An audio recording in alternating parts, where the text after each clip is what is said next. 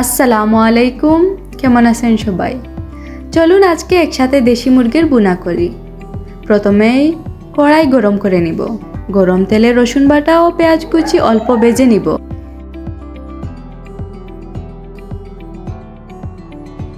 এতে দিয়ে দেবো ধনে গুঁড়ো, হলুদ গুঁড়ো, মরিচ গুঁড়ো ও লবণ। এর সাথেই কেটে ও ভালো করে ধুয়ে রাখা চিকেন পিসগুলো এতে দিয়ে দিব।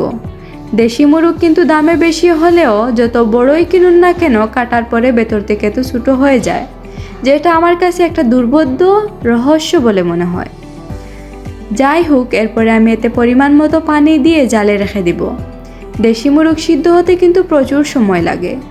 ভালো করে যখন সিদ্ধ হয়ে যাবে তখন এতে আমি টমেটো কেচাপ ও মাংসের পাঁচমিশালি ফোড়ন মশলা দিয়ে দিব।